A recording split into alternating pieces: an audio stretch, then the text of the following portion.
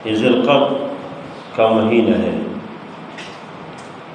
اور آپ سب کو معلوم ہے کہ اللہ تعالیٰ نے جو نظام قائم کیا اور جو مہینوں کی جو گنتی ہے، اس میں 4 مہینے اللہ نے عزت کے مہینے رکھے۔ قرآن میں اللہ نے فرمایا کہ ان عدۃ الشہور عند اللہ 12 شہرا فی کتاب اللہ یوم خلق السماوات والارض منها 4 حرم، کہ مہینوں کی جو گنتی ہے اللہ تعالیٰ نے جب سے آسمان و زمینوں کو پیدا کیا، اس وقت سے آسمان و زمینوں کی پیدائش سے مہینوں کی جو گنتی ہے وہ 12 مہینے ہیں، اسلامی مہینے۔ اور پھر فرمایا کہ منہا 4 حرم، ان میں سے 4 مہینے وہ حرمت کے مہینے ہیں، عزت احترام کے قابل ہو۔ اور اس میں پھر ہدایت ذکر کی کہ فلا تظلموا فیہن انفسکم، اس میں اپنے پر ظلم نہ کرو۔ ان مہینوں میں جاہلیت کے زمانے سے لوگ اس کے لوگ احترام کرتے تھے، عزت کرتے تھے، احترام کرتے تھے۔ کوئی اگر کسی کی جانی دشمن بھی ہو، کسی کی دشمن بھی سامنے آئے، کسی کے باپ کے قاتل بھی سامنے آ جاتے تھے، تو یہ کہتے تھے کہ یہ تو حرمت کے مہینے میں اس میں کچھ نہیں کہتے ہو۔ یہ 4 مہینے کون سے ہیں؟ ایک تو اس میں رجب کا مہینہ ہے، رجب جو رمضان سے پہلے شعبان ہے، اور شعبان سے پہلے رجب کا مہینہ ہے۔ ہمارے علاقوں میں اس رجب کو لوگ بزرگ بولتے ہیں، بزرگ اس آدمی کو بولتے ہیں جو محترم ہو، جو نیک آدمی ہو، اچھا آدمی ہو۔ اس مہینوں کو بھی بزرگ اس لیے بولتے ہیں، اس رجب کے مہینے کو، کہ بہت قابل احترام ہے، بہت معزز ہے، بہت محترم ہے۔ اور ہمارے علاقوں میں لوگ زکوٰۃ بھی اس رجب کے مہینے میں دیتے ہیں، اس کو بہت محترم سمجھا جاتا ہے کہ رجب کا مہینہ ہے، لوگ زکوٰۃ دیتے ہیں، صدقات دیتے ہیں، عشر دیتے ہیں، جو لوگوں کے پاس چیزیں اس مہینے میں دیتے ہیں۔ تو ایک مہینہ تو یہ رجب کا مہینہ ہے، اور 3 مہینے یہ ذی القعدہ، ذو الحجہ، اور اس کے بعد پھر محرم۔ یہ 3 مہینے الگ ہیں اور ایک مہینہ الگ ہے۔ اس مہینے میں، اس دور میں جو رجب کا مہینے، اس مہینے میں لوگ بیت اللہ شریف کی طرف جاتے تھے، عمرے کی نیت سے، عمرے کے لیے جاتے تھے۔ تو جو آدمی اس مہینے میں گھر سے نکلتے تھے، لوگ یہ سمجھتے تھے کہ چل یہ بیت اللہ کی طرف جا رہے ہیں، یہ عمرہ کرنے جا رہے ہیں، اس کو کچھ نہیں کہتے تھے۔ اور ان 3 مہینوں کے اندر یہ جو ذو القعدہ ہے، ذو الحجہ ہے اور محرم ہے، یہ حج کے مہینے ہیں۔ اس میں لوگ حج کے نکلتے تھے، جو پیدل لوگ جاتے تھے تو مہینے کے سفر طے کر کے جاتے تھے، اس مہینے میں ابھی سے نکلتے تھے، اور بعض لوگ شوال سے نکلتے تھے۔ اور اس طرح پھر ذو الحجہ کی جو 10 دن ہے وہ تو ہے ہی حج کے ایام، اور پھر اس کے بعد جب حج سے فارغ ہوتے تھے، واپس آتے تھے، تو پھر بھی بہت ٹائم لگتا تھا۔ اس وجہ سے ان 3 مہینوں کو حج کے مہینے کہتے ہیں، حج کے مہینے۔ اور مجموعی لحاظ سے یہ 4 مہینے یہ بہت محترم ہے، جاہلیت کے زمانے سے، اور اسلام نے بھی اس کو حرمت برقرار رکھ دی۔ نبی کریم صلی اللہ علیہ وسلم کی احادیث میں ان مہینوں کا تذکرہ ہے، اور ان مہینوں میں عبادات کی فضیلت ہے۔ بلکہ اس سے پہلے جو مہینے ہیں، جو رجب، اور اس کے بعد پھر شعبان، اور پھر رمضان، پھر شوال کا جو مہینہ ہے، ابھی جو اسی مہینے سے پہلے جو مہینے، اس کو شوال بولتے ہیں۔ بعض لوگ اس کو اندر زیادہ سمجھتے تھے کہ اس میں زیادہ اچھائی نہیں ہے، کسی کی شادی ہو جائے صحیح نہیں ہے، فلان کام صحیح نہیں ہے، لیکن سب غلط ہے۔ تمام مہینے اللہ کے ہیں، کچھ مہینوں کو زیادہ اللہ نے عزت دی ہے۔ تو یہ 4 مہینے حرمت کے مہینے ہیں، اور قرآن میں اللہ نے فرمایا کہ الحج اشہر معلومات، کہ حج کی جو مہینے ہیں وہ معلوم مہینے، ساری دنیا کو پتہ ہے کہ حج کے مہینے کون سے، اس میں لوگ جاتے ہیں، حج کرتے ہیں۔ ویسے حج جو ہے وہ تو چند دنوں کا کام ہے، حج میں تو مہینے نہیں لگتے، لیکن لوگ ایک تو دور کے سفر ہے پہلے سے نکلتے ہیں، دوسرے کہ ایک آدمی سمجھتے کہ اتنے میں سفر کر کے جا رہا ہوں تو 8 دن کے لیے ہو، 10 دن کے لیے ہو، 3 دن کے لیے تو جان نہیں، ادھر جا کے ایک آدمی کی کوشش ہے کہ مسجد نبی میں سے دعا کر لے، روضہ رسول صلی اللہ علیہ وسلم پہ حاضری دے۔ ہر آدمی کی خواہش ہے کہ 40 نمازیں ادھر پڑھے، اور سنت بھی ہے کہ آدمی ادھر وقت دے اللہ کے نبی صلی اللہ علیہ وسلم کے روضے کو پر حاضری دے، مسجد نبی میں نمازیں پڑھے، بہت بابرکت جگہ ہے۔ اور پھر اس کے علاوہ جو ایام ہیں پھر وہ مکہ المکرمہ میں اور اس ایریا میں لگاتے ہیں۔ بہرحال یہ حج ہر مسلمان اور مومن کے اوپر جس کے پاس وسائل ہے اللہ نے اس کو پر فرض کی۔ قرآن میں اللہ نے فرمایا کہ حج جو ہے وَلِلَّهِ عَلَى النَّاسِ حِجُّ الْبَيْتِ مَنِ اسْتَطَاعَ إِلَيْهِ سَبِيلًا، یہ حج کن لوگوں پر فرض ہے؟ تو قرآن فرماتے ہیں کہ اللہ کی رضا کے لیے لوگوں پر حج فرض ہے۔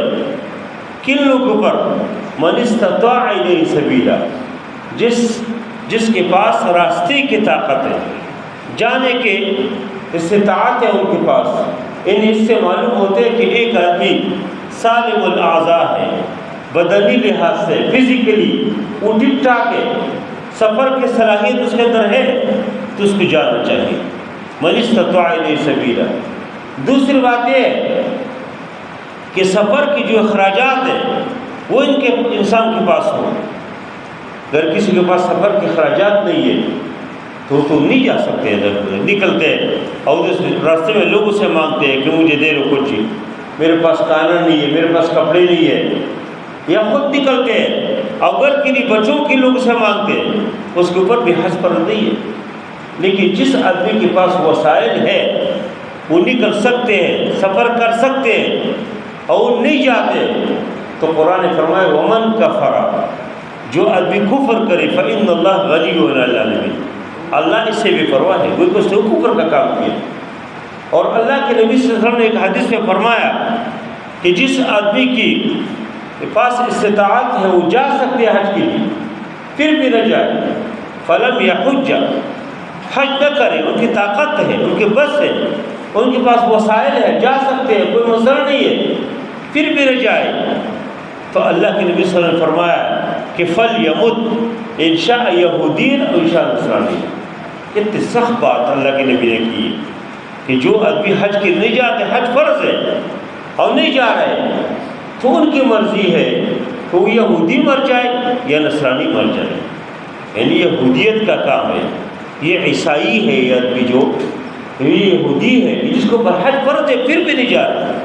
اور قرآن میں اللہ نے فرمایا ومن کفر فإن اللہ غنی عن العالمین، جو کفر کرے اللہ سے بے پرواہ ہے، اللہ غنی ہے اس سے، اگر وہ حج کے نہیں جا رہے وہ کفر کر دے۔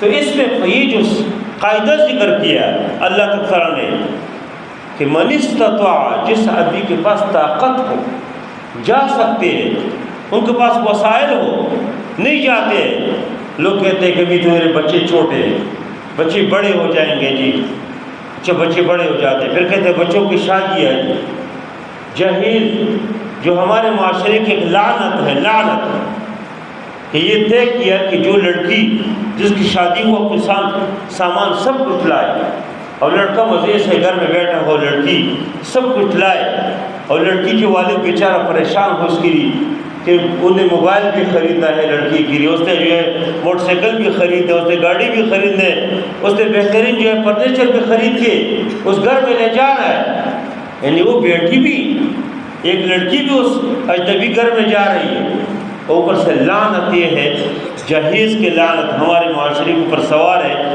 کہ وہ لڑکیوں کے ساتھ سامان بھی لائے، کتنی لعنت۔ لیکن بہرحال وہ تو الگ بات ہے، اس میں کسی موقع پہ بات کرتے ہیں، لیکن یہ کہ جہیز کے لیے ایک باپ اپنی بیٹی کی جہیز کے لیے حج چھوڑتے نہیں کر سکتے، وہ جہیز اس کو پر فرض نہیں ہے، بیٹی کو جہیز دینا یہ تو ایک لعنت ہے، یہ تو معاشرے کی ایک خراب رسم ہے جو شروع کیا ہے۔ یہ تو ایک والد کے اوپر فرض نہیں ہے کہ اپنی بیٹی کو یہ سب کچھ دے کے، اور وہ گھر اگر مالدار ہے تو اس حساب سے جی ہر چیز بنا کے دے دے. یہ جہیز کے لیے حج چھوڑنا نہیں چھوڑ سکتے. یہ اپنی بیٹی کی شادی کے لیے کہ بیٹوں کی شادی ہے جی، اس کے لیے اتنی مجھے پیسوں کی ضرورت ہے. بچوں کی شادی اب سیدھا سادہ انداز سے کرو. اللہ کے نبی صلی اللہ علیہ وسلم کے یہ شادی ہے، دیکھو اللہ کے نبی صلی اللہ علیہ وسلم کی بیویوں کی جو شادی ہے کتنی سادگی کے ساتھ. حضرت ام حبیبہ کی شادی ہے، دیکھو جی کتنی سادگی کے ساتھ. حضرت صفیہ رضی اللہ عنہا جو ایک بڑی سردار کی بیٹی ہے، اللہ کے نبی صلی اللہ علیہ وسلم ایک پلاسٹک کے یہ چمڑے کے دسترخوان بچھاتے، ایک چمڑا بچھاتے اور کہتے آؤ کس کے پاس کوئی چیز ہے اللہ اس کو ڈال، اور کوئی سویق لاتے ہیں سدو، کوئی جو ہے تھوڑی سی کھجور لاتے ہیں، کوئی ادھر ادھر کی چیزیں. اور حضرت صفیہ کی شادی ہے، یہ صفیہ کی، ہم حضرت زینب کی شادی ہے دیکھو. اور اللہ کے نبی صلی اللہ علیہ وسلم کی لاڈلی بیٹی اللہ کے نبی صلی اللہ علیہ وسلم سے بہت زیادہ محبت کرتے ہیں، حضرت فاطمہ رضی اللہ عنہا جو حضرت علی رضی اللہ عنہ جیسے آدمی کے نکاح میں جا رہی ہے. شیر خدا کوئی معمولی آدمی نہیں ہے. حضرت علی جیسے جوان آج کل کے معاشرے میں کدھر ہے؟ خیبر کے دروازے کو، خیبر کے دروازہ ایسے پکڑ کے اور اللہ اکبر کے نعرہ لگا کے ادھر سے ادھر پھینکتے ہیں. خیبر کے دروازہ آج کل کے جوانوں کو اس کے تصور نہیں ہے. اگر آپ یہ جو بادشاہی مسجد کے ساتھ جو بادشاہی قلعہ ہے اس کے دروازے آپ دیکھیں کچھ تو کچھ کی نظیر ہے. وہ دروازے سے مضبوط ہوتے تھے، لیکن اس دروازے کو پکڑ کے اور نعرے تکبیر بلند کر کے اس کو ایسے زور دے کے جھٹکا دے کے ادھر پھینکتے. لیکن اس حضرت علی عنہ کے نکاح ہے، حضرت فاطمہ جو اللہ کے نبی صلی اللہ علیہ وسلم کی بیٹی ہے اس کے نکاح میں جا رہی ہے اور کچھ نہیں ہے، نہ مہر کے لیے کچھ ہے، نہ اللہ کے نبی صلی اللہ علیہ وسلم کے پاس کچھ ہے، نہ حضرت علی کے پاس کچھ ہے، اور اس سادگی کے ساتھ نکاح ہو جاتے. تو آج اگر کوئی آدمی اپنی بیٹی یا اپنی بیٹی کی نکاح کے لیے حج چھوڑتے اور شادیوں کے لیے ولیموں کے لیے حج چھوڑتے، یہ بالکل غلط کرتے ہیں. قیامت کے دن یہ کوئی ثبوت نہیں ہے، قیامت کے دن یہ کوئی دلیل نہیں ہے کہ وہ کہے کہ میں تو اپنی بیٹی کی شادی کے لیے میں پریشان تھا، میں نے اس کی شادی مشکل سے کی، میں تو پیسے کے اوپر خرچ کیا. کوئی ضروری ہے کہ آپ بہترین شادی حال میں شادی کریں؟ کوئی ضروری ہے کہ ہر قسم کے انواع اقسام انواع کے کھانے اس میں ہو؟ سادگی کے ساتھ نکاح کرو، سادگی کے ساتھ اپنی بیٹی کو رخصت کرو، سادگی کے ساتھ اپنی بیٹی کی رشتے کرو. اور جب آپ کریں گے تو معاشرے میں ایک رواج شروع ہو جائے گی. جب ہر آدمی ایک دوسرے مقابلے میں ہو، ایک کی اس طرح شادی حال میں اس سے بہتر دوسری کی اس میں، ایک کی اس میں اگر تھوڑے سے 5-6 قسم کھانے ہیں دوسرے بالکل اوپر ٹیپ کے سسٹم شروع کر دے اور ان کے لیے مسائل پیدا کر دے. بہرحال یہ چیزیں جو ہے یہ اس بات کی دلیل نہیں ہے کہ کوئی کہے کہ میں تو حج کی استی نہیں کیا. حج جانا فرض ہے. نبی کریم صلی اللہ علیہ وسلم نے جو فرمایا کہ جو آدمی حج کے استطاعت رکھتے پھر بھی رہ جائے تو فلیموت ان شاء یہودیاً و ان شاء نصرانیاً، وہ یہودی مر جائے اور نصرانی مر جائے. اس لیے حج بہت اہم فریضہ ہے. حضرت ابراہیم علیہ السلام نے جب بیت اللہ شریف کی تعمیر کی اور اس زمانے میں بالکل پہاڑوں کے درمیان، ابھی بھی مکہ میں جو لوگ گئے ہیں اللہ سب کو نصیب فرمائے، بار بار ابھی بھی چاروں طرف پہاڑ ہے، تھوڑی سی ادھر ادھر جائے تو پہاڑ ہی پہاڑ ہے. اگرچہ ابھی بہت زیادہ پیسہ خرچ کیا عرب کے شہزادوں نے اور پہاڑوں کو قرید کے اور ٹکڑے ٹکڑے کر کے ادھر ادھر کیا ہے، لیکن پھر بھی تھوڑی سی ادھر ادھر جائے تو پہاڑ ہی پہاڑ ہے. اس زمانے میں جب ابراہیم علیہ السلام اس بیت اللہ کی تعمیر سے فارغ ہو گئے اور اللہ تعالیٰ نے فرمایا کہ وَأَذِّن فِي النَّاسِ بِالْحَجِّ، حج کے لیے اعلان کرو. وَأَذِّن فِي النَّاسِ بِالْحَجِّ، حج کے لیے اعلان کرو. ابراہیم علیہ السلام نے کہا کہ اللہ اس پہاڑوں کے درمیان میں میری آواز کون سنے گی؟ ادھر تو کوئی بھی نہیں ہے، میرے اعلان میری آواز کو کون سنیں گے؟ اللہ تعالیٰ نے فرمایا کہ تم اعلان کرو اور میں سناؤں گا. اور ابراہیم علیہ السلام پتھر کے اوپر کھڑے ہو گئے اور کہا کہ ان اللہ بنا بیتن، اللہ نے گھر بنا لیا اور فرمایا کہ اس گھر کی اس بیت اللہ کی حج کرو. وہی آواز اللہ نے جن ارواح تک پہنچائے، جن لوگوں تک پہنچے وہ کسی نہ کس طریقے سے پہنچ جاتے. کہ قرآن نے فرمایا کہ وَأَذِّن فِي النَّاسِ بِالْحَجِّ يَأْتُوكَ رِجَالًا، لوگ پیدل آ جائیں گے.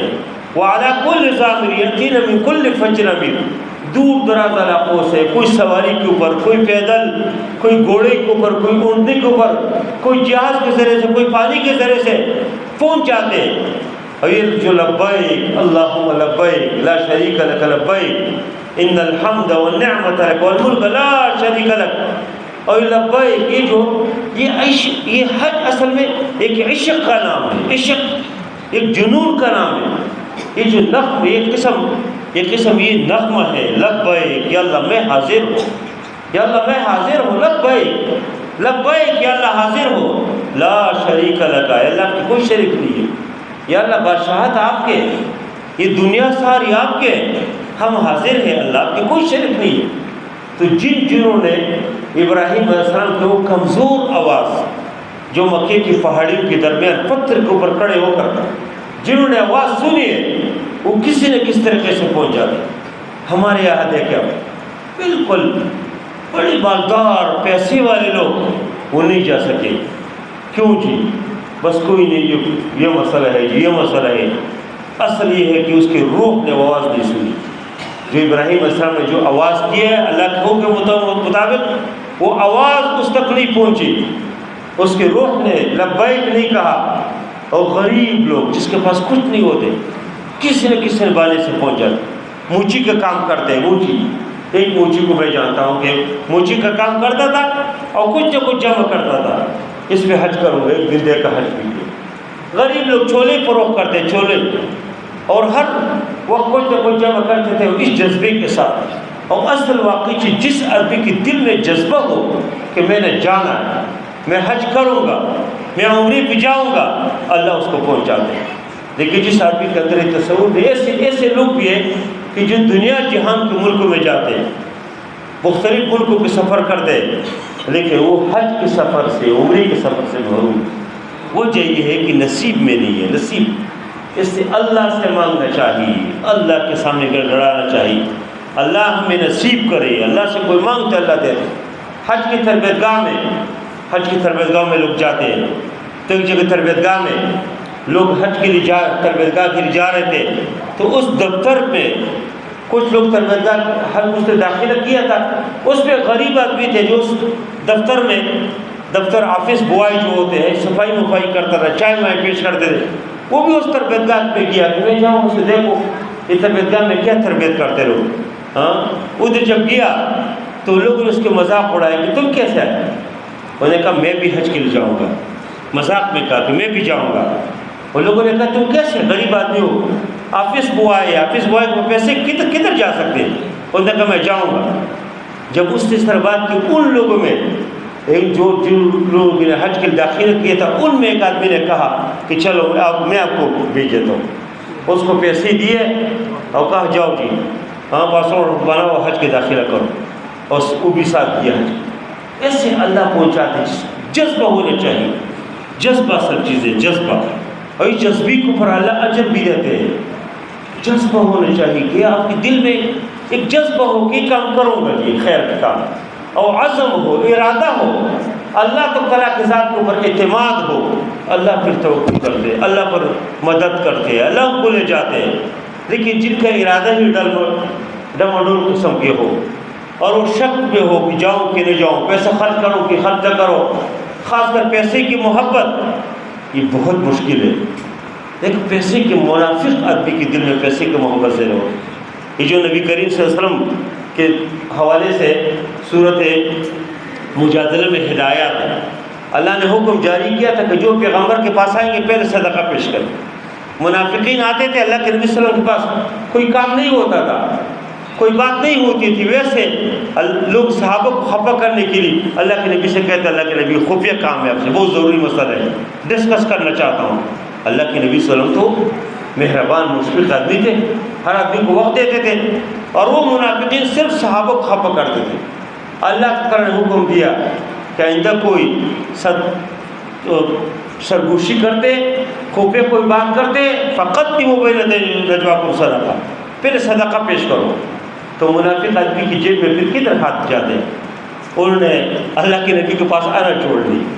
اور اس حکم کے اوپر سب سے پہلے جو عمل کیا صحابہ میں، اور ایک آدمی نے عمل کو حضرت علی رضی اللہ عنہ، حضرت علی نے صدقہ پیش کیا اور پھر آکی ملے. اس کے بعد یہ حکم ختم ہوا. زیادہ وقت حکم اللہ نے اس کو برقرار نہیں رکھ، صرف منافقین کو ظاہر کرنے کی. منافق اس لیے مومن اور مسلمان جس کے دل میں پیسے کی محبت نہ ہو وہ حج کے لیے جا سکتے ہیں. ورنہ آدمی سوچتے ہیں حج کے لیے جاؤں گا 8 لاکھ 10 لاکھ 12 لاکھ 14 15 لاکھ روپے کیوں خرچ کرو. لیکن یاد رکھیں کہ حج کی وجہ سے کبھی کوئی غریب نہیں ہوتے. لوگ مالدار تو ہو جاتے. جو آدمی حج کے لیے گیا ہے واپس آ کے اللہ نے بہت کچھ دیا. کبھی حج کی وجہ سے، اور ابھی قربانی کا مہینہ بھی ہے، قربانی کی وجہ سے کبھی کوئی غریب نہیں ہوتے. قربانی جو آدمی قربانی کرتے ہیں نا، اللہ اس کو کبھی غریب نہیں کرتے، اس کو اور اللہ دیتے. اس کے ذہن مالداروں کے بن جاتے. اس کی بچی سمجھتے ہیں کہ دیکھو ہم اس کے قابل اب صدقہ کرتے، ہم قربانی کر رہے ہیں. اور جو لوگ قربانیاں نہیں کرتے وہ خود بھی اپنے آپ کو غریب پیش کرتے ہیں کہ بس میرے پاس کچھ بھی نہیں ہے. اس کے گھر میں بھی ماتم کی طرح ماحول ہوتے اور گیٹ میں انتظار میں ہوتے کوئی اور لائے اور ہم پکائیں. بھائی کس طرح انتظار کیوں کرتے؟ اللہ کی وسیع دنیا ہے. اس وسیع دنیا میں آپ نے اگر اتنے خرچے آپ کرتے ہیں، اتنی چیزوں پہ آپ خرچ کرتے ہیں، آپ گھر میں اللہ نے کہیں بیماری آ جائے آپ خرچ کرتے، آپ شادیوں پہ خرچ کرتے، آپ مہمانوں کے اوپر خرچ کرتے، بچوں کی فیسیں ادا کرتے. سال میں اگر ایک قربانی آپ نے کیا تو کیا ہوتے ہیں؟ ابراہیم علیہ السلام کی بیٹی کی قربانی کرتے تیار ہو گیا تھا. مینا کے اس میدان میں جہاں حاجی 8 ذی الحج کو جاتے ہیں اور ادھر سے پھر آگے جاتے ہیں، تو اس مینا کے میدان میں ابراہیم علیہ السلام کی بیٹی کو پیش کیا. ایک ہی بیٹا تھا. اور ادھر جو ہے جب وہ کام کاج کے قابل ہو سے تب وہ دو کے قابل ہو جاتے، ادھر اس کو پیش کرتے، اس کی گلی کے اوپر چھری پھیرتے اور اللہ نے اس کے بدلے میں جنت سے اس کے لیے جانور پیش کرتے. ابراہیم علیہ السلام بیٹی قربانی کر تیار ہو گئی. اگر ہم ایک بکرا ذبح کریں، اگر ہم ایک کوئی دمبا ذبح کریں، اگر ہم 7 لوگ ملے کوئی گائے ذبح کرے، کوئی اونٹ ذبح کرے، کوئی اور، اس میں کیا مسئلہ ہے؟ اور آج کل تو اجتماعی قربانی کوئی مشکل بھی نہیں. اس لیے قربانی اور حج اور ہر خیر کی کام، جو آدمی خیر کے کام میں آگے بڑھتے دیتے نا، اللہ اس کو کبھی غریب نہیں دیتے. اللہ کے نبی صلی اللہ علیہ وسلم فرمایا کہ الید العلیٰ خیر من الید السفلیٰ. فرمایا کہ اوپر والے ہاتھ نیچے والے ہاتھ سے بہتر ہے. الید العلیٰ، دیکھو اللہ کے پیغمبر کی بات اپنی طرف سے نہیں کہتا ہوں. اوپر والے ہاتھ، نیچے والے، دینے والے ہاتھ، یہ ہاتھ بہتر ہے، یہ ہاتھ بن جائے. اللہ کے نبی نے فرمایا یہ ہاتھ بن جاؤ، دینے والا. لینے والا ہاتھ نہیں بننا. کبھی اصلی کی مجبوری ہو الگ چیز ہے، لیکن آپ کوشش کریں دینے والے. اور جو دینے والے ہاتھ بن جاتے ہیں وہ دیتے رہتے، دیتے رہتے، دیتے رہیں گے. اس کے بچے بھی دیں گے. لیکن جو لینے والا ہاتھ بن جائے تو بس لیتے رہیں گے، وہ بھی لیں گے، اس کے بچے بھی لیں گے، اور نسل در نسل لیتے رہیں گے لوگوں سے. اس کا یہی کام ہوگا اور کوئی کام نہیں ہوگا. اس لیے حج کے اس بہترین یہ جو مبارک مہینہ ہے حج، ابھی سے حج کے یہ جو ذوالقعدہ ہے، پھر ذوالحجہ ہے، پھر محرم ہے، حج کے مہینے. حج میں سے 8 تاریخ کو، آج سے حج کو حاجی جو بیت اللہ شریف میں موجود ہوتے ہیں وہیں پر بیت اللہ کی طواف کر کے ادھر سے احرام باندھ کے مینا کے میدان میں جاتے ہیں اور پھر 8 تاریخ مینا میں ہی گزارتے ہیں، ادھر رات رہتے ہیں. پھر 9 ذی الحج کو ادھر سے نکلتے اور عرفات کے میدان میں جاتے ہیں. اور عرفات کے میدان میں تمام انسان جو بادشاہ ہے، گدا ہے، اور کوئی آرمی چیف ہے، کوئی چیف جسٹس ہے، کوئی وزیر ہے، کوئی غریب ہے، ایک ہی لباس میں ایک ہی طرح اللہ کے سامنے وہ گڑگڑاتے، روتے. اللہ کے سامنے دنیا کے جتنے بادشاہ ہے، جبار ہے، اللہ کے سامنے کھڑے ہوتے، وہ مانگ رہے ہوتے. اور پھر اس کے بعد 9 ذی الحج کو جب سورج غروب ہو جاتے ہیں، سورج کے غروب کے ساتھ ہی ادھر سے وہ نکلتے ہیں اور مزدلفے میں جاتے ہیں. مزدلفے میں مغرب اور عشاء کی نماز اکٹھے ایک ہی جماعت سے پڑھنا یہ سنت ہے. اگرچہ بالوں کے نہیں کرتے، ادھر سے وہی کہتے ہیں نہیں ہم تو نہیں، جمع بین صلاتین فرض ادھر سنت ہے. اللہ کے نبی صلی اللہ علیہ وسلم نے صحابہ نے کیا ہے. تو ادھر پھر جب مزدلفے میں جاتے ہیں 9 ذی الحج کو تو ادھر رات گزارتے، اور پھر 10 ذی الحج کو ادھر سے واپس نکل آتے اور پھر مینا کے میدان کی طرف آ رہتے. شیطان کو گنکریاں مارتے.